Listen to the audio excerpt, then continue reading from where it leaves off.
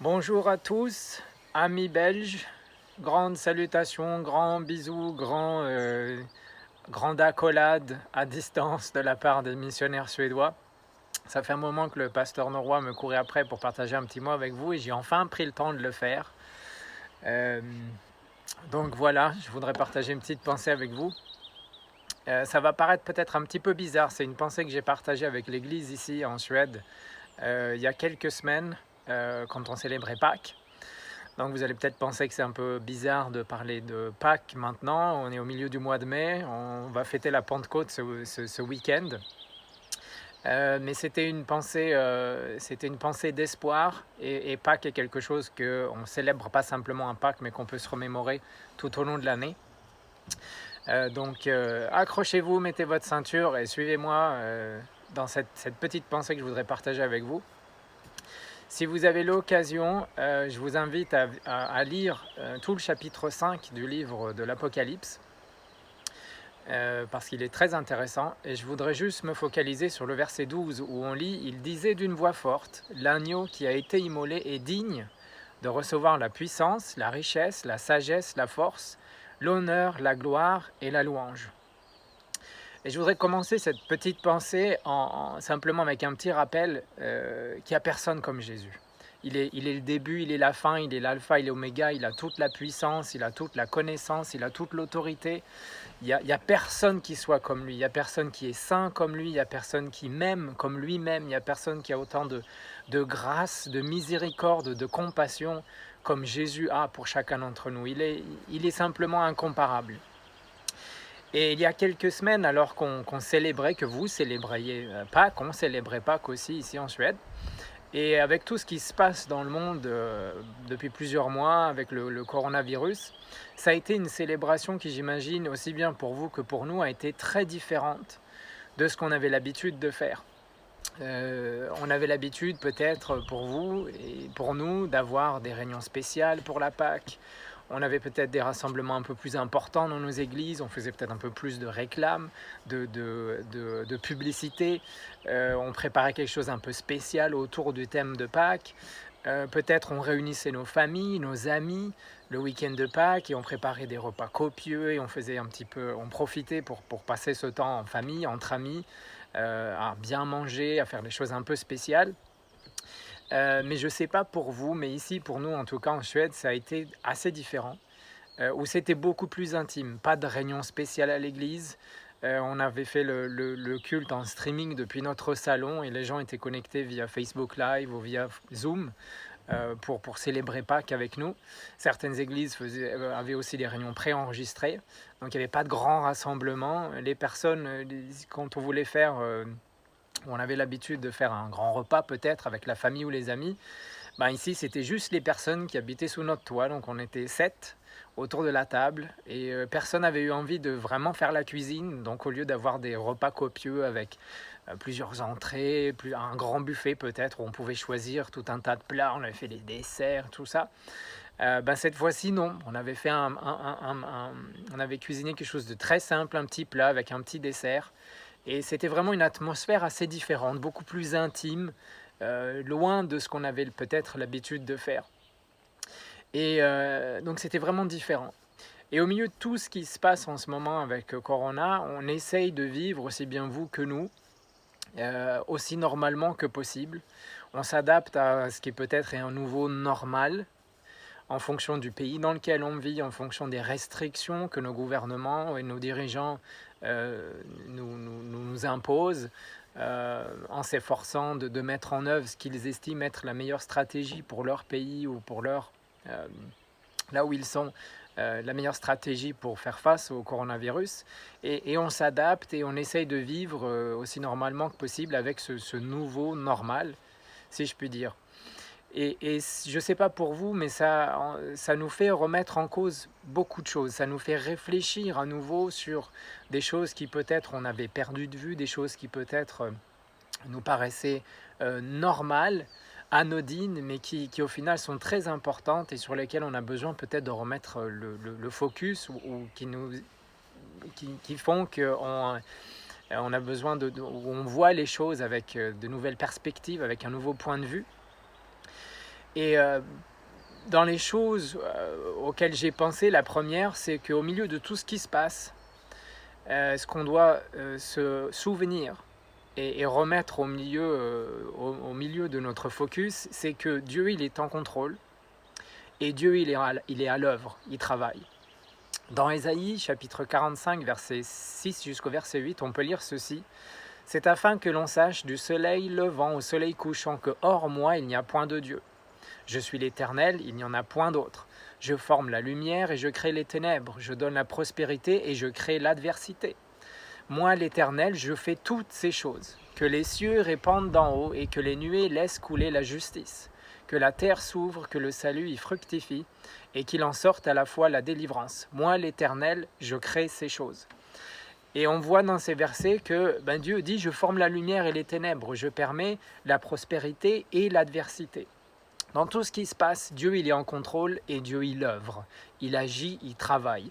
Dieu on ne peut pas le prendre par surprise, il n'est jamais surpris par ce qui se passe. Oh tiens, un coronavirus, oups, qu'est-ce que je vais faire? Dieu sait exactement ce qu'il se passe, il sait pourquoi ça se passe. Peu importe à quel point pour nous c'est compliqué de comprendre le pourquoi, le comment, le est-ce que, et comment est-ce qu'on va faire ceci, comment est-ce qu'on va faire face, pourquoi ça arrive. Dieu, lui, il sait. Il n'est pas pris par surprise et il est à l'œuvre. Il permet aux choses d'arriver en accord avec son plan souverain, avec son plan divin qu'il a depuis toujours. Et Dieu, il est en contrôle. Et la deuxième chose que je voudrais partager ou qu'on peut remettre en perspective un petit peu avec tout ce qui se passe en ce moment, c'est le sens réel de la vie, le sens de la mort, le sens de mon ministère, de notre ministère, le sens de ma marche avec Dieu. Et il y a quelques semaines, quand on célébrait Pâques, le sens de Pâques. C'est pas simplement une fête de famille où on mange bien, où nos enfants vont à la chasse aux œufs et puis mangent beaucoup de chocolat. Mais c'est une célébration, c'est une fête qui doit être focalisée sur l'agneau de Dieu. C'est ça qui est Pâques, cet agneau qui a donné sa vie, qui a versé son sang sur la croix du Calvaire il y a un peu plus de 2000 ans pour vous, pour moi, afin d'ôter de mes épaules, de nos épaules, le poids du péché qui est sur nous, qui était sur nous. Pâques s'est focalisé sur les tortures que Christ a endurées, sur les clous qui l'ont percé, sur sa mort sur cette croix au Calvaire. C'est au premier abord beaucoup moins réjouissant qu'aller à la chasse aux œufs ou que manger un bon repas avec sa famille ou ses amis, mais c'est tellement plus important et ça a tellement plus de sens. J'ai noté, ou je vais prendre le concept plutôt dans les Écritures au niveau de Pâques, et je vais parler de la première Pâques et de la dernière Pâques. La première Pâques, on la trouve dans Exode chapitre 12, alors que le peuple d'Israël s'apprête à quitter le pays d'Égypte et à partir dans cette aventure vers le pays promis. Et on peut lire dans Exode 12 l'institution de la première Pâque. Et le peuple d'Israël, il devait tuer, manger un agneau qui était sans défaut. Il devait mettre le sang de l'agneau sur les montants de la porte. Et alors qu'ils mangent cette première Pâque, ils devaient être habillés, prêts à repartir, comme s'ils étaient pressés, vite manger parce qu'on s'en va. Et la mort de cet agneau, cette nuit-là, le repas qu'ils ont pris cette nuit-là, c'était pour eux un signe d'espoir, un espoir de protection contre l'ange de la mort qui allait passer cette nuit-là, un espoir d'un nouveau pays promis par Dieu, un espoir de laisser derrière eux l'esclavage égyptien et la captivité, l'espoir d'une vie nouvelle et d'un nouveau commencement. Ça, c'était la première Pâque. Et quand on regarde beaucoup plus loin, plusieurs milliers d'années plus loin, et qu'on regarde la dernière Pâque, dans Jean chapitre 19, ce que moi j'appelle la dernière Pâque, dans Jean chapitre 19, verset 28 jusqu'au verset 30, on lit ceci: « Après cela, Jésus, qui savait que tout était déjà consommé, dit, afin que l'écriture fût accomplie, j'ai soif. Il y avait là un vase plein de vinaigre, les soldats en remplirent une éponge et l'ayant fixée à une branche d'hysope, ils l'approchèrent de sa bouche. Quand Jésus eut pris le vinaigre, il dit, tout est accompli. Et baissant la tête, il rendit l'esprit. » L'œuvre qui a été commencée par la première Pâque, dans Exode chapitre 12, par le premier agneau, elle est maintenant terminée au moment où Jésus rend l'esprit, où Jésus meurt sur la croix du Calvaire. L'agneau de Dieu est crucifié, son sang a été versé sur la croix pour offrir à chacun d'entre nous, vous et moi, le pardon, la protection, la guérison, la puissance et la vie éternelle. La mort de Christ ce jour-là sur la croix du Calvaire, c'était pas seulement un acte d'amour, mais c'était aussi une promesse d'espoir. L'espoir d'une aide disponible et qui est là quand on en a besoin, quand on invoque son nom, quand j'invoque le nom de Jésus, il est là, il répond. Un espoir de guérison lorsqu'on est malade, un espoir de pardon lorsqu'on commet un péché, un espoir de force lorsqu'on se sent faible, un espoir de joie, d'encouragement quand on se sent triste, découragé ou déprimé. Et là où la première Pâque dans Exode 12 offrait un espoir pour une nuit seulement, la dernière Pâque sur la croix du Calvaire offre l'espoir qui dure éternellement. Et il y a quelques semaines, alors qu'on célébrait Pâques, que vous célébrez Pâques, qu'on célébrait Pâques, j'ai vu circuler une image humoristique où on voit Jésus, après la crucifixion, on voit les trous dans ses mains. Il est assis avec des enfants et il leur dit « Souvenez-vous de ceci, les enfants, si vous ne péchez pas, je suis mort pour rien. » Et cette image m'a choqué au premier abord, et puis finalement elle m'a fait réfléchir. Et il y a une sorte de vérité dans cette image humoristique où on peut se dire s'il n'y a pas de péché, il n'y a pas de mort. S'il n'y avait pas eu de péché, il n'y avait pas besoin de sacrifice. Si Adam et Ève n'avaient pas désobéi dans le jardin d'Éden, il n'y avait pas eu besoin pour Dieu de sacrifier ce premier agneau afin de pouvoir les habiller. Mais Jésus, il n'est pas mort pour qu'on puisse mener une vie sans limite, une vie sans règles, sans morale, remplie de péchés, sans s'inquiéter de ce qu'on fait, de ce qu'on dit, d'où on est, pour ensuite pouvoir, quand on commet tous ces péchés, courir au pied de la croix, nous plonger dans le sang de Jésus qui a été versé sur cette croix et être protégés ensuite des conséquences de nos actes. Jésus, il n'est pas mort pour qu'on soit libre de péché, mais Jésus, il est mort pour qu'on soit libre du péché. Et c'est là qu'est toute la différence et c'est là que Pâques prend tout son sens. La mort de Jésus, elle a brisé la puissance de l'enfer et la puissance du péché dans nos vies pour que nous soyons libres.